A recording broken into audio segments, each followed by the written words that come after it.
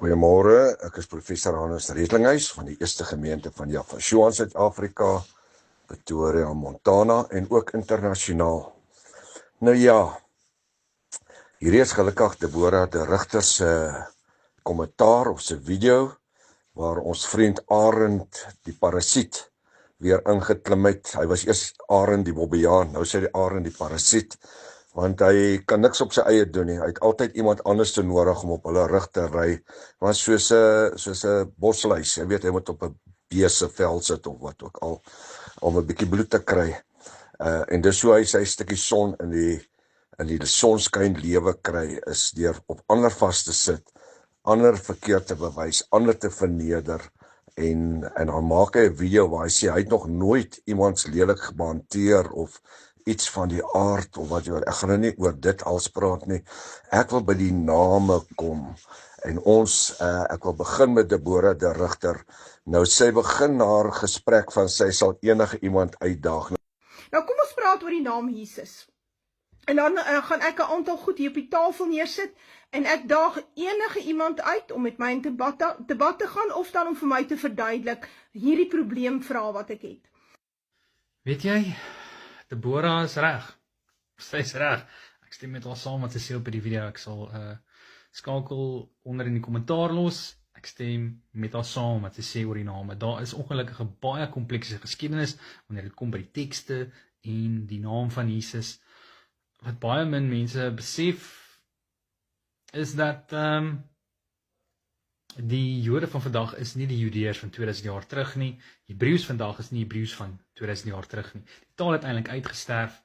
Dit is baie kompleks, maar kom ek wys gou jou die tekste waarvan sy gepraat het. Is die Masoretiese tekste, die Tanakh, meer spesifiek is die boek van Josua. En hier is die seun se naam. Hier is die lang weergawe van sy naam. Mense wat gewoond is aan die Hebreëse naam sal sien hierdie. Hy is nie altyd daar nie, so hierdie is Jehoshua. Baie mense sê Joshua, maar daar is 'n argument onder skoliere dat die ayin het 'n guttural stop in hom in, so dan is dit Yeshu. Of in ieder geval is die lang weergawe Jehoshua. Hierdie is die Septuagint. Hierdie is 'n Griekse Ou Testament. Hierdie wat ek jou hier sien, is ouer as die Hebreëse Masoretiese tekste. Daar is 'n baie komplekse geskiedenis agter dit, maar hier is die seun se naam in Koine Grieks, Jesus. Nou daai is 'n sigma op die einde. Nou as jy hom wegvat, dan is dit ook Jesus. Soos hulle sê in Hebreëus Jesus. En dan ek moet 'n meer bekende vorm soek van hom hierso, daarso. Jesus met sien jy daai het lyk soos 'n S en eintlik 'n sigma. Jesus. Nou Deborah praat ook in haar video van die Latyns en dat die U 'n J-klank het. En hier is die bewys, hier is die tweede boek van Johannes, Secundum Johannum. En hier is Jesus se naam in Latyns met 'n U.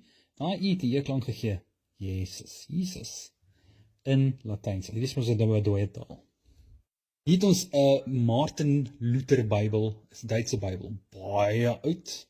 Sommige weer in die boek van Johannes oopgemaak. En hierso sal jy sien Jefus. Net van interessantheid. So ja, mense, pas op vir mense van die Sacred Name Movement af, wat enige antieke Hebreëse name vir jou wil voorskryf, want hulle ken self nie Hebreëus nie, hulle ken nie die tale nie, maar hulle wil vir jou hierdie geheime kennisse voorlê, terwyl hulle nie eens die alfabet ken nie, soos hierdie self aangestelde professor van Pretoria, Montana, hy het sommer hierso, hierdie is eintlik 'n tav, dis soos die laaste letter van die Hebreëse alfabet, wat nie daar moet wees nie, 1, 2 keer, en hy het 2 alifs in, en niemand het dit agtergekom, en hy het vir almal gejok vir al die jare, en daarmee weggekom. Pas op, nie laat mense jou mislei nie. Moenie vir mense luister, wat vir jou Hebreëus wil leer, maar hulle ken nie die taal nie. Dit is regtig kompleks, en geskiedenis speel ook 'n rol. Ek wil sê, asseblief, ek daag jou, Deborah de Rigter, wat eintlik nie jou naam is, jy's eintlik skaam vir jou regte naam. Dis 'n naam wat jy sommer geskep het, Deborah de Rigter. Ek daag jou vir 'n debat op kamera. Ons sal alles reël. Jy hoef eers niks te reël nie. Jy sê vir my, jy's reg vir my, en ek reël alles. en ons sal die plek reël en alles wat met dit gepaard gaan, maar dit gaan nie 'n debat wees van 10 of 15 minute nie, dit gaan 2 of 3 ure wees. Ek sal reël dat daar iets is om te eet, sodat as jy ons 'n breek kan vat en jy het lus om te eet of iets om te drink, dit gaan ons ook nie 'n derde persoon in die gesprek hê nie, dis ek en jy, ons gaan nie 'n vraagsteller hê nie, ek vra jou 'n vraag, jy antwoord, jy vra my 'n vraag, ek antwoord, en dan gaan ons spesifiek oor die naam van Jesus praat, waar die U, wat jy sê, die U is vervang die J, of die J vervang die U, dan gaan ons kyk na die woordwaardes rondom die J en die U. Vra ons maar vir ons vriend wat die gitaar speel, die parasiet, hy moet jou al reeds help met dit. Hoe vervang die U die J? Want nou luister ek na ons vriend, die parasiet, dan luister ek na wat hy sê so. Ek wil net sê dat op die einde van die dag, die stellings wat hy daar gemaak het, is totaal onbybels. Want die Griekse geskrifte oor die Nuwe Testament het eers in die 2de eeu tot stand gekom. Daar was nie iets gewees voor 127, tussen 100 en 127, die eerste Septuagint nie, die LXX, hy was nie daar gewees nie, dis 'n Griekse skepping uit die Hebreërs uit. Dan sy geskep, dit was in die 2de eeu, so hulle het die goed mos nou verander om by hulle te pas. En want dis wanneer die Katolieke dan mos nou die name van Jafashua wegvertaal en Jaffa se name wegvertaal. En dan kom hulle nie eers met die naam Jesus daai tyd nie. Dit was nie daar gewees nie. Maar hulle sal vir jou sê dit is reeds daar, die letter Jesus is daar, of die naam Jesus. Nee, dis die hersienings wat gekom het na die 16de eeu. Onthou daai Septuagint wat julle daar sien, is nie die oorspronklike Septuagint nie. Dis die Septuagint wat hulle eers in die 16de eeu geskep het, na die naam Jesus geskep was. Dan jy die tweede Latynse Septuagint, die LX, wat in die 2de eeu was. Wat eintlik wat in die 6de eeu was, die Latynse Septuagint. En dis ook 'n skepping wat hersien was agterna na die 16de eeu. En dis die boeke wat hy daai boeke, as dit mos nou die oorspronklike boeke was, so hulle bladsye goudgeel gewees het. Die bladsye se kleure sou goudgeel gewees het van ouderdom. Hy kan nie sy hande op sulke ou dokumente lê nie, want dit is in die Vatikaan. So die boeke wat hy daar het, is die goed wat nou die dag gedruk en geskryf was. En die ouers skryf hulle eie rubbish in daarso. Aaron Botha, die parasiet, hy try sy heel bes. Dit is die eerste parasiet wat ek kry, wat ek gitaar speel, en wat songs maak. Hy maak songs oor enige ding. En dan sê hy dat hy nog nooit lelik gewees met iemand nie. Hy sê hy het nie 'n brein dat hy kan onthou hoe hy met my gewerk het nie.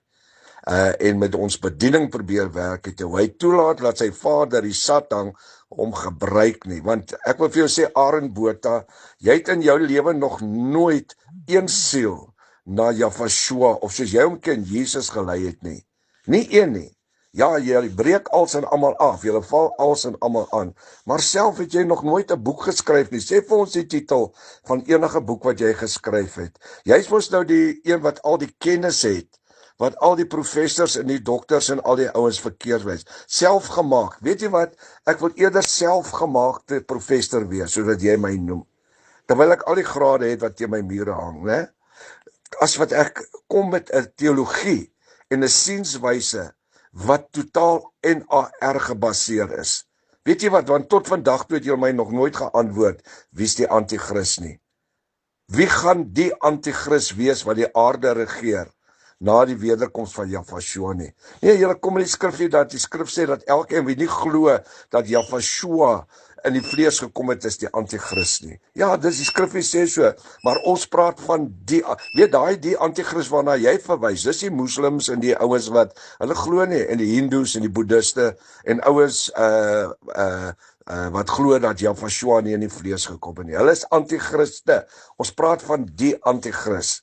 Nie jy of jou Baartman tweelingbroer of enige een het nog ooit geprobeer om dit te doen nie. En ek het jou gedaag, kan jy onthou, al 'n paar keer om met my voor kameras op te tree, maar jy's vrek bang met al jou kennis en alles. So op die einde van die dag weer 'n keer probeer jy my aanvat deur te verwys na die fout wat op die Bybel was.